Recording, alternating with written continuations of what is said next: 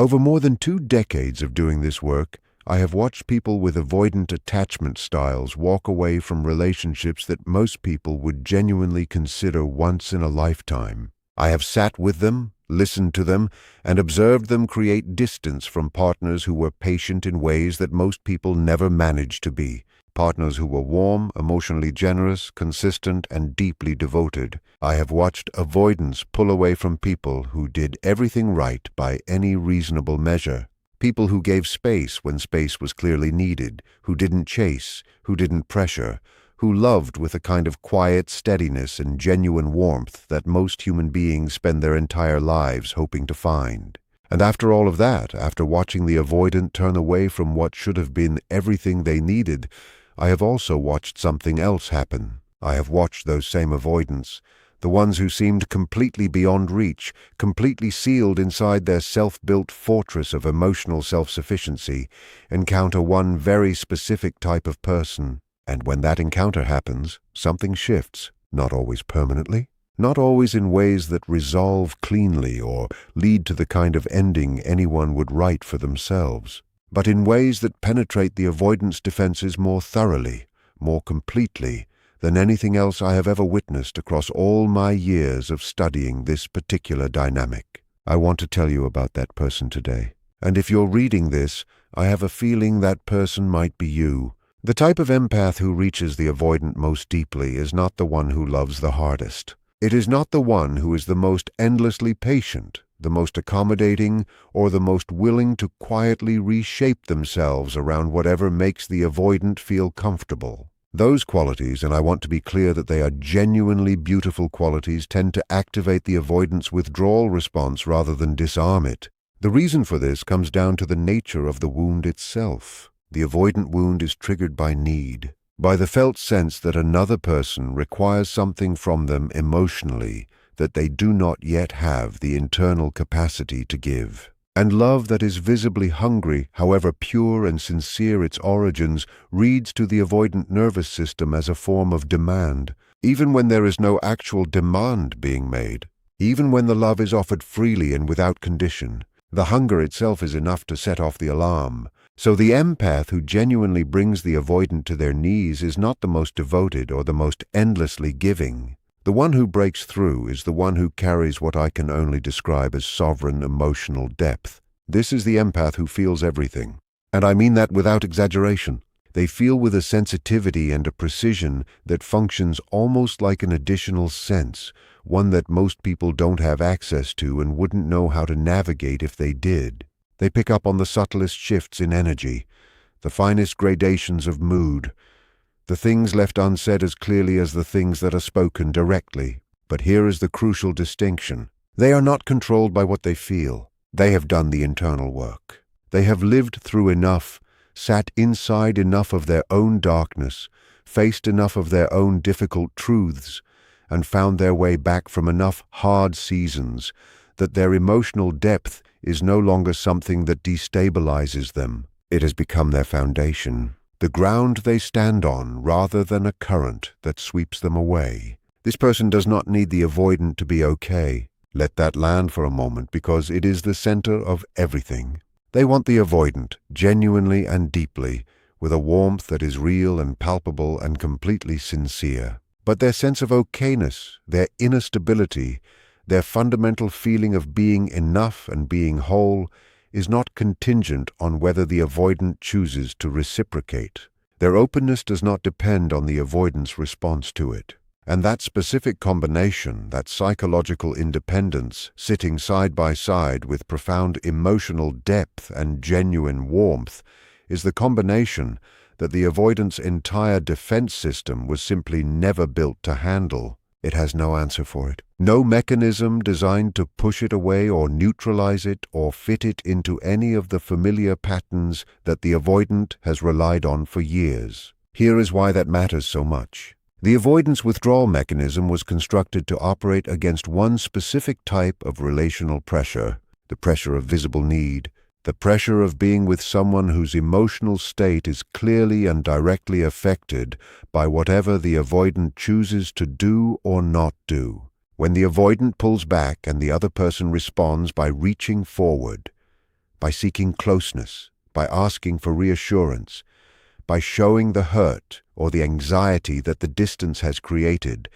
The withdrawal mechanism activates fully and completely. Distance produces more distance. Pursuit produces more retreat.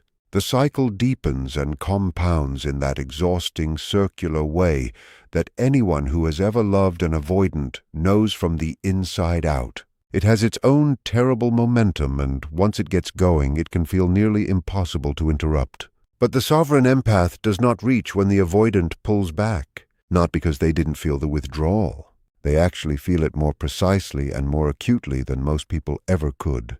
But their response to feeling it is to move inward rather than outward, to resource themselves, to return to their own center, to trust from a place of hard-won self-knowledge that their value is not being determined by the avoidant's current level of emotional availability, that their worth is not up for renegotiation based on whether the avoidant is present or distant, warm or cool, engaged or retreating behind glass. When the avoidant pulls back and finds stillness on the other side instead of pursuit, the entire mechanism misfires. There is nothing to push against.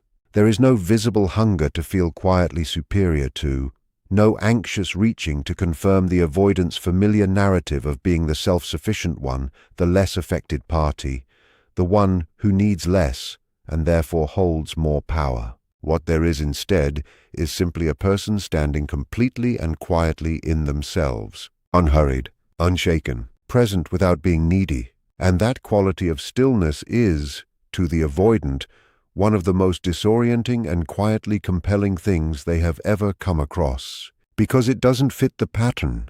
And when something doesn't fit the pattern, the avoidant's mind can't file it away and move on. It lingers. It occupies space. It keeps returning. I want to be specific about what makes this type of empath different at the level of actual behavior, because I think precision matters here and vague descriptions don't serve anyone.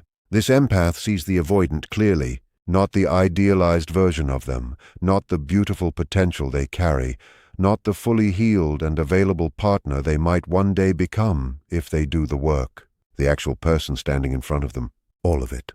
The contradictions, the limitations, the genuinely breathtaking moments of real connection that do break through, alongside the equally real moments of withdrawal, of deflection, of emotional unavailability that closes off just when things were beginning to feel genuinely close. They see the whole picture without flinching from any part of it. And they hold what they see with a quality of compassionate clarity that is genuinely rare in this world. No distortion in either direction. No idealization that makes the avoidant into something more than they currently are. No resentment that eventually twists the perception into something darker. Just clear, honest, steady seeing, accompanied by an equal steadiness of presence. For the avoidant, who has spent most of their relational life cycling between being idealized by someone who cannot see them accurately and then eventually being resented by that same person once the idealization collapses, often in fairly rapid sequence, this experience is genuinely unlike anything they have known before. Being seen accurately and completely, having someone hold the full truth of who you are, including the parts you like least, and finding that person still choosing to be present and still offering warmth from a place of genuine freedom rather than obligation or desperation. That is the most destabilizing experience the avoidant psychology encounters, because it removes the justification for the wall, every justification. The wall was constructed against people who would eventually demand more than the avoidant could give, or who would leave in anger and judgment when the avoidant inevitably disappointed them. Those were the expected outcomes, the known variables, against someone who sees clearly and stays gently, without agenda and without resentment. The wall has nothing to argue against. It simply stands there with no purpose it can identify. There is another quality this empath carries that I want to name specifically, because I believe it is the element that most completely and most quietly bypasses the avoidance defenses. And it is something that sounds deceptively simple when you first hear it. This empath does not try to fix the avoidant. They do not try to heal them, to change them, to move them towards some better or more available version of themselves. Now, I know that sounds like a small thing. It is not. It is actually one of the most difficult things for someone who loves an avoidant to genuinely achieve, because the impulse to help, to contribute to someone's healing, to hold space for their growth, is woven directly into the nature of the empath. It comes from love. It comes from care. There is nothing wrong with it at its root. But here is what happens in practice. Most people who love avoidance, even the ones who genuinely believe they have made peace with the avoidance pace and are simply offering space without expectation, are doing so with a quiet agenda operating just beneath the surface. A hope that the patients will eventually be rewarded. A belief that if they can just be accepting enough, present enough, non-pressuring enough, the avoidant will eventually open up, will come closer, will become the fully available, fully present partner who is always in there somewhere, just waiting for the right conditions to emerge. That hope, even when it is skillfully concealed, is perceptible to the avoidant. They may not be able to articulate it. They may not even consciously register it, but they feel it. And it registers to them as pressure wearing the disguise of acceptance. It reads as a performance of spaciousness that is actually a form of waiting. And avoidants are extraordinarily sensitive to the difference between real freedom and conditional freedom. The sovereign empath carries no such hidden agenda. Their acceptance is not a strategy. It is not a waiting room with comfortable furniture. It is simply actual acceptance. Their presence is not the long game of someone hoping that patience will eventually produce transformation. It is presence offered freely, without the invisible expectation of change woven through it, without the unspoken invoice of eventual reciprocity attached to it. The quality of that kind of presence, genuinely agenda-free, genuinely without the undercurrent of waiting for the avoidant to finally become who they could be, is so foreign to the avoidant's entire experience of being in relationship that it stops them in their tracks, not always immediately. Not always in ways they can name or explain or even fully recognize in the moment, but at a level beneath language, beneath the reach of their conscious defenses. Beneath the entire elaborate architecture of self-protection they have spent a lifetime carefully building and reinforcing. Something lands that they cannot push away or explain away or file into any of their familiar categories of relational experience.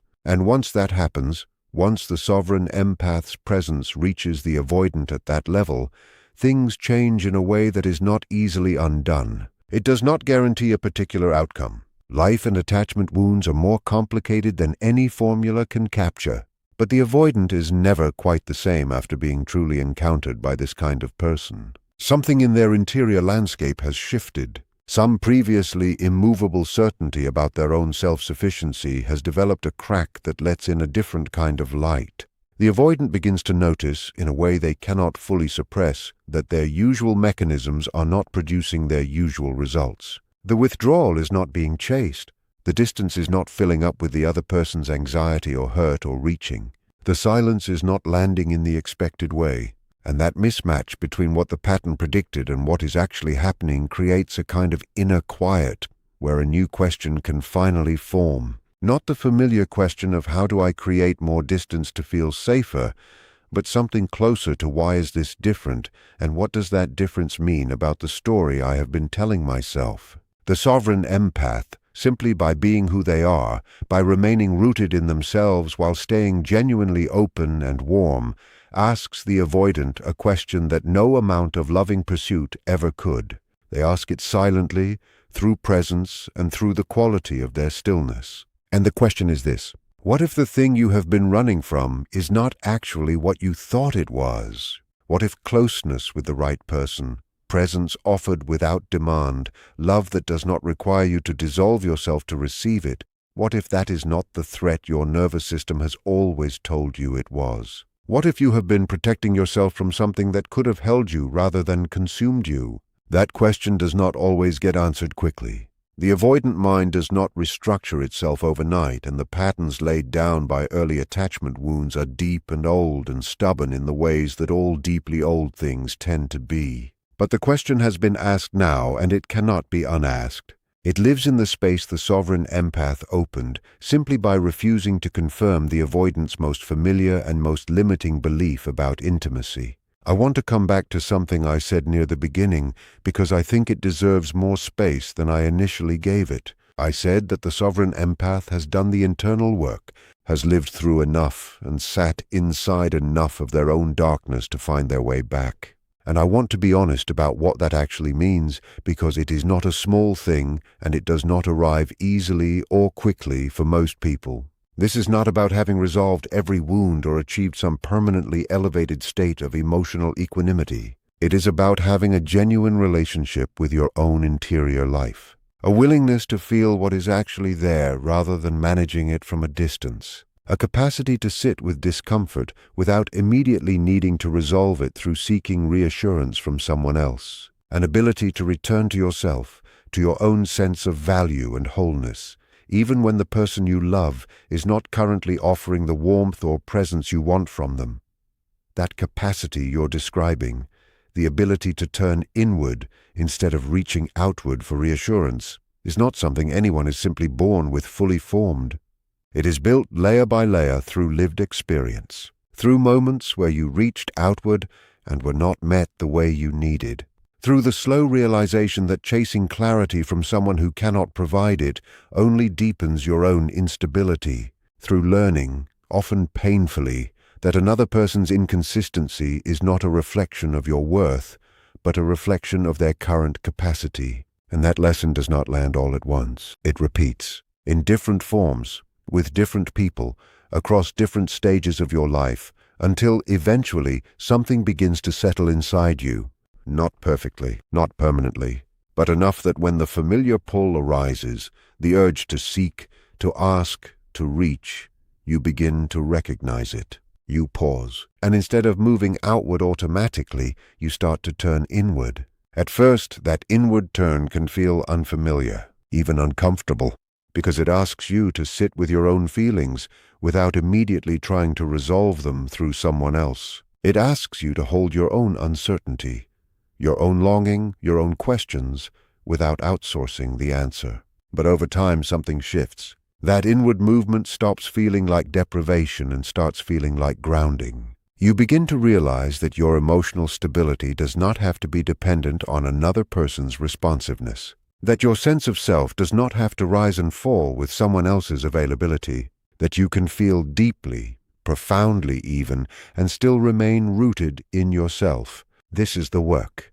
Quiet, repetitive, often invisible from the outside. It doesn't come with milestones or applause. There are no clear markers that say, you've arrived. There are only subtle changes. The way you recover more quickly after disappointment, the way you stop chasing clarity that isn't being offered, the way you begin to trust your own perception instead of constantly questioning it. And most importantly, the way you start to hold yourself, not in a detached or avoidant way, but in a way that is steady, reliable, present. That is what creates what you called sovereign depth, a kind of inner stability that does not collapse just because someone else cannot meet you fully. And that depth changes the entire dynamic, because when you are no longer seeking to extract reassurance, when you are no longer trying to decode every signal for meaning, when your sense of worth is no longer entangled with their behavior, you become something fundamentally different in the relationship,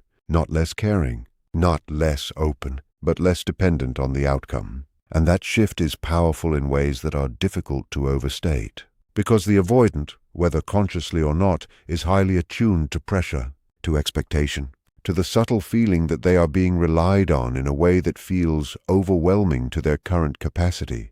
When that pressure is present, even in very gentle forms, it often triggers their defenses, their need for space, their instinct to withdraw. But when that pressure is absent, not because you are suppressing your needs, but because you are genuinely grounded in yourself, something else becomes possible. They can feel the difference. They can sense that you are not trying to pull something out of them that they do not yet know how to give. And that absence of pressure can create a kind of safety for them that allows their natural curiosity, their own longing, to emerge. Slowly, cautiously, often inconsistently. but more authentically. And yet, this is where something important must be said clearly, because it is often misunderstood. This way of being is not a strategy to change them. It is not a technique to finally get them to open up. It is not something you do in order to make the relationship work. It is something you do so that you remain intact, regardless of what they do. Because the sovereign empath is not someone who has eliminated longing. They still feel deeply. They still care. They still notice the absence when it is there. They still have moments of doubt, moments of wishing the other person could meet them more fully, more directly, more consistently. They are not above those feelings. They are not immune to them. The difference is in what happens next. Instead of turning those feelings into pressure, spoken or unspoken, they bring them back inward. They acknowledge them. They sit with them. They care for them. They do not make the other person responsible for resolving what they are feeling. And that creates a kind of emotional independence that is not cold, not detached, but self-sustaining. They can want someone deeply and still not lose themselves in that wanting. They can feel the pull of connection and still remain anchored in their own life. They can experience longing without turning it into waiting. And that last piece is crucial. Because waiting is what erodes people.